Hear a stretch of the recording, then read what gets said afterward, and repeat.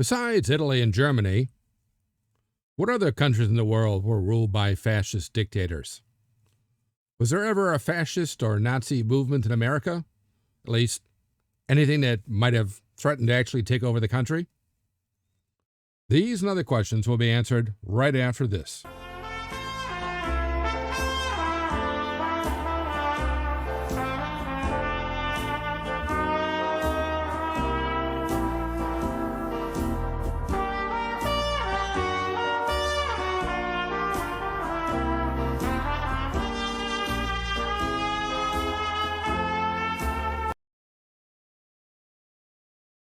I am Professor Jerome Arkenberg, and I've been teaching a wide variety of history courses at colleges across this country for the past 30 years. In this video, I'm going to tell you about Benito Mussolini and Italian fascism, fascism around the world, and fascist movements in America.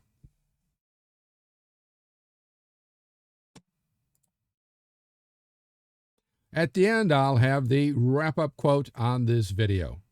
But first, make sure to click like, share, especially subscribe, and that little bell thingy, so I can continue to bring you more great videos just like this one.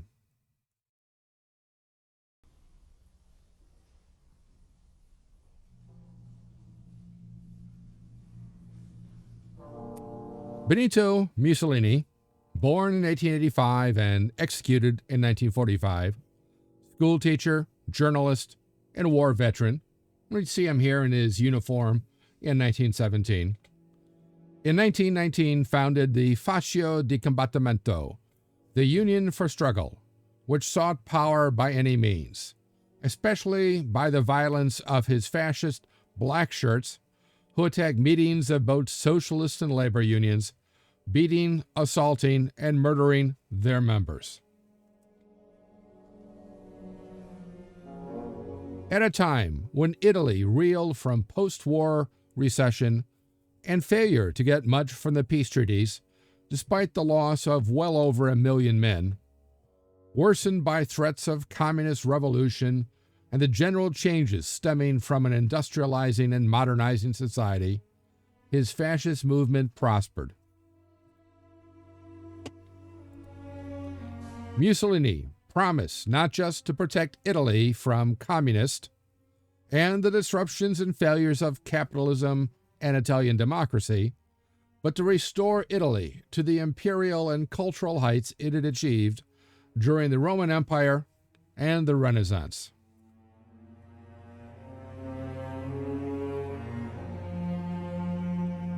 Soon, Mussolini and his black shirts enjoyed quasi-official protection from local governmental officials and police, many of whom were members of the Fascist Party. And in 1922, Benito Mussolini and his black shirts marched on Rome. And afterwards, Italy's king, Vittorio Emanuele III, gave Mussolini the reins of government, ending the violence largely caused by the fascists themselves. And by 1924, Mussolini was the absolute dictator. Mussolini's success encouraged fascists the world over to seek and attain power in similar ways. Propaganda and outright lies to win over the masses, or at least their acquiescence, and street violence to silence opposition and cause enough chaos to force democratic governments to do anything at all, including ceding all power to stop the violence. Even fascists who did not attain power forced governments everywhere to adopt many fascist ideas simply to dilute their appeal, or, in the case of military dictators already in power, to set their rule on firmer foundations. And so we find powerful fascist movements in Belgium, Holland, Norway, Sweden, Denmark, Finland, Estonia, Lithuania, Latvia, Poland, Hungary, Austria, Slovakia, Croatia, Serbia, Bosnia, Romania, Greece, Portugal, Spain, France,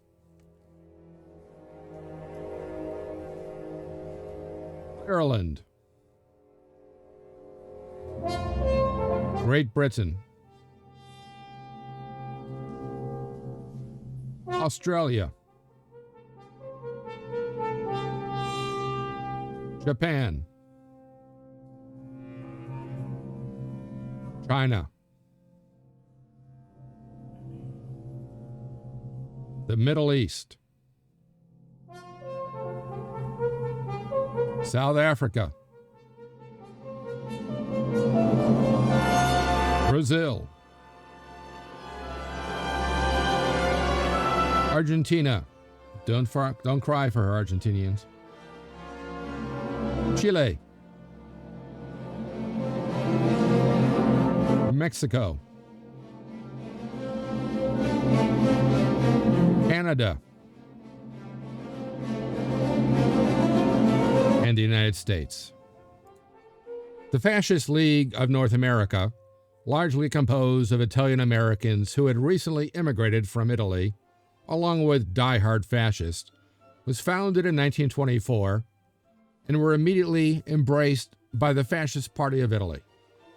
They were dedicated to fighting communism, atheism, internationalism, cosmopolitanism, free love, and class hatred, while also being chauvinistically extreme Italian nationalist. But when Mussolini's support of them caused problems between Italy and America, this fascist league was disbanded in 1929. Nonetheless, a number of other Italian-American fascist groups continued, including the Lictor Federation, picture you see of them at a Bund camp, and the Italian War Veterans, led by Dr. Salvatore Caridi, whom you see here alone and marching with Fritz Kuhn of the German-American Bund. And after the alliance of Mussolini with Hitler, these Italian fascists made common cause with the German-American fascists, including not just the German-American Bund, but with William Pelley's Silvershirts. Silvershirts, you say? Yes, there were a number of these throughout the world.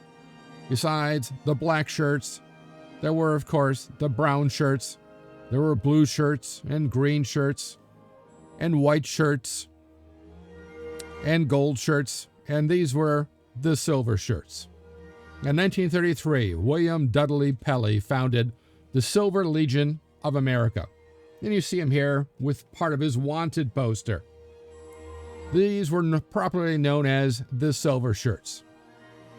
His organization claimed to have 15,000 members sign up within a year by calling for an American Christian Commonwealth that would kick out of the country all Jews and anyone who was not a white Protestant.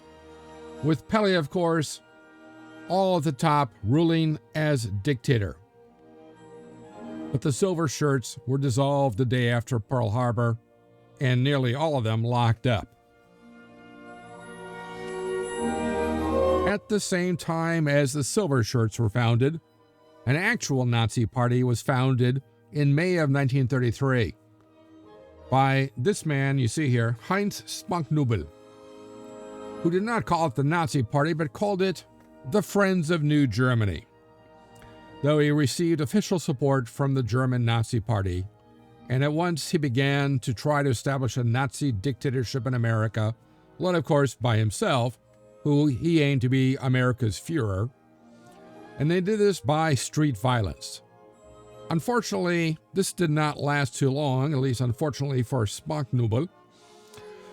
He was convicted and deported later that year after a few months in October of 1933, and the Friends, so-called, dissolved in January of 1934. But rising from the ashes came another American Nazi party, the German-American Bund, formed in 1935 by Fritz Kuhn, whom you see here in part speaking, and another one just walking down the hall with his troopers lining the area behind him. So he, of course, wanted to be the new Führer of America. He did receive official support from the German Nazi Party. While the Bund was both anti-communist and anti-Semitic, it was, of course, extremely chauvinistically highly nationalistic, as its membership was limited to German Americans, though most who joined were recent German immigrants, or those who had been heavily persecuted simply for being German in America during World War I. The Bund was especially prominent in German enclaves, mostly in Ohio, including Cincinnati and Chicago, Milwaukee, St. Louis, and a few other places. They established summer camps for its members' children, where there, besides engaging in outdoor activities and wilderness crafts, like a typical Boy Scout or Girl Scout camp, not that they were scouts, also indoctrinated them heavily in Nazi ideology. The Bund reached its popular height at a rally at New York's Madison Square Garden in February of 1939, as 20,000 members marched through the streets, as seen here, and attended the rally, while about 100,000 anti-Bund protesters tried to storm the building and shut it all down. Before a giant poster of George Washington, shown here, the speakers insisted that, quote, if George Washington were alive today, he would be friends with Hitler, while also calling for an end to America run by communists, such as President Franklin Delano Roosevelt, whom Fritz Kuhn, its leader, the Bund's leader, derided as President Rosenfield, as if he was Jewish, also knocking the quote-unquote Jewish control of Hollywood and all the newspapers. But when Warner Brothers released Confessions of a Nazi Spy a few months later, Bund membership rapidly declined. Its leader, Fritz Kuhn, was then convicted and sent to prison for embezzling nearly $100,000, which at the time was an enormous sum, in December of 1939. And then when Germany declared war on America, the Bund itself was dissolved. That was not necessarily the end of it, because with the outbreak of war with Germany and Italy, the various Nazi and fascist groups in America were dissolved by the U.S. government, their leaders arrested, and most of their members as well. Nearly 100,000 German Americans and nearly 20,000 Italian Americans, almost all entirely members of one of these Nazi or fascist groups, or recent immigrants who had voiced support for Hitler and Mussolini. And not just, I kind of like them, but yes, we really like them. We really want them to be Führer, to be head of the country. We want America to be defeated. They spent the war in concentration camps, just like the Japanese Americans. None of these German Italian Americans were charged with anything, nor were they tried, much less convicted, They simply spent the war in a concentration camp. Their plight was not nearly as well known and never is as well known as those of the Japanese Americans. But nonetheless, that's what happened, and we see pictures of them here, Italians and German Americans in the locations of the various camps spread across the country. However, neither the Bund nor any of the Italian fascist groups really had the remotest chances of setting up a fascist or Nazi state in America without outside help, without troops being sent from either Germany or Italy. But there was one internal, huge, big fascist threat in America that came close to taking over the country. This was the Ku Klux Klan. Moribund since the end of Reconstruction in 1876, it was revived in 1918 as a response to America's entry into World War I, mostly because the members, blamed Catholics and Jews for America being forced into the war, even though most of the Congress who voted for war, President Wilson himself, and of course the German Kaiser, whom they blamed for the entire war, were not Jewish nor Catholic at all. Remember, for fascism, it doesn't need to make sense. Anyway, the Klan really rose to prominence after 1920, but peaked before the Great Depression might have aided its rise to power. And you see here, their march on Washington.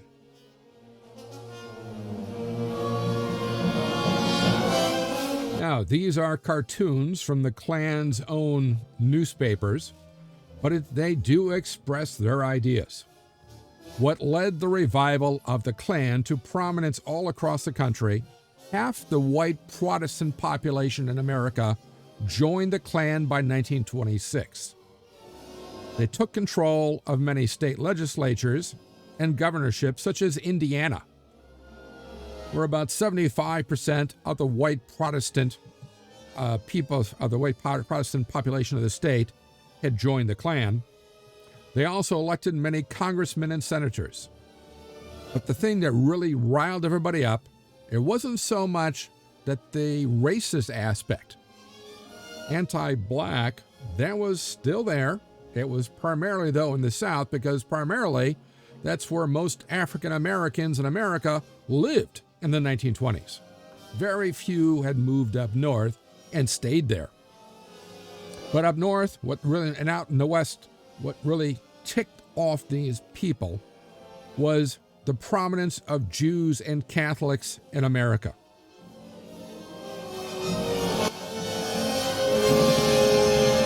This rise to prominence of Jews and Catholics in Congress, on the Supreme Court, along with the erosion of values, which stemmed from the disruptions of industrialization and modernization, which found expression in prohibition, and of course, the violence of prohibition and the widespread mockery of it by Jews and Catholics who insisted on drinking anyway. Supposedly no white Protestants ever drank, at least in the minds of the Klan members. Plus, of course, World War I, the post-war Depression, and the post-war Red Scares, along with the crime and hedonism of the Roaring '20s, all provided grist for defenders of Americanism, at least as it was defined by the Ku Klux Klan.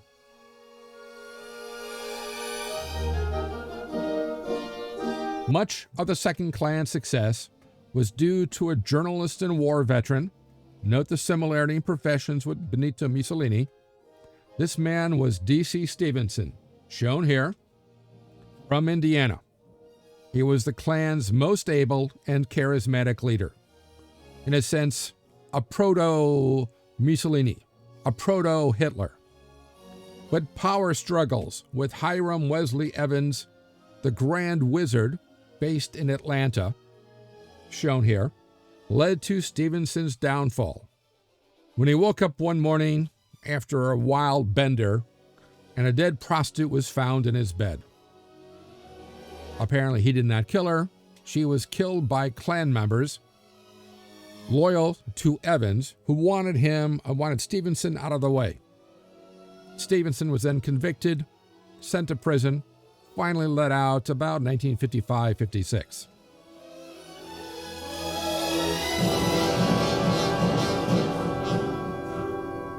The Klan prospered, defeating the Democratic Party's first ever Catholic presidential candidate, L. Smith, in 1928. But Evans' fiscal mismanagement, a good deal of embezzlement was taking place not only at the Klan headquarters, which are now in Atlanta, but also throughout the country. And Evans' complete lack of charisma and very poor speaking skills, in a sense he was the anti-Stevenson, led many to leave the Klan. And by the start of the Great Depression in 1929, the Klan was moribund, playing no role until the civil rights struggles of the 50s and 60s revived it. In other words, the lesson is here. If the Nazis or the fascists had been led by men who were as charismatic and incompetent as Hiram Wesley Evans, there would never have been a Nazi takeover of Germany or a fascist takeover of Italy, and hence no World War II and no Holocaust. So the Klan had their chance to take over if D.C. Stevenson had been allowed to continue on as its leader, but luckily for everyone else in America, especially Catholics and Jews and everyone who was not a white Protestant, instead, the least charismatic and the least able leader the Klan had, Hiram Wesley Evans, won the power struggle, and hence, nothing ever came of them.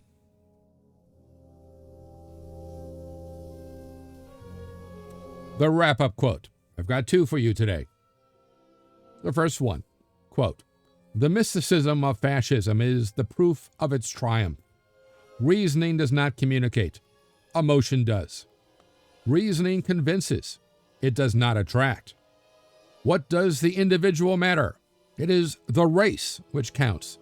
It is its renewal, which is necessary for the good of the country and the world." Benito Mussolini, 1924. Second quote. "Fascism is no materialist creed like communism, which sets up the material benefit of the masses as its only purpose. Fascism is idealistic, refusing any such limitation. It recognizes the nation as an organism with a purpose, a life, and means of action transcending the individuals of which it is composed. The fascist state must not be considered solely as a means of good government. It is also the means of self-expression of the nation in the attainment of its national destiny. The fascist state thus must conform to the universal moral law as a human institution. There is no need for any conflict between the individual and the state, since neither can exist without the other. The fascist state, with its functional organization of human effort in a communal purpose, best achieves this essential balance." Sir Oswald Mosley, 1936. Let me know what you think of this quote in the comments section below. Also, what you liked about this video, and what other historical topics or subjects you'd like to see in future videos. Be sure to click like, share, and especially subscribe, as it will help me bring you more great videos just like this one, and click on that little bell thingy so you'll know when the next History Waits for No One video is posted. If you want to know more, there are recommended studies on this topic in the description below, along with other ways to connect with me. Thanks for watching, and I'll see you in the past.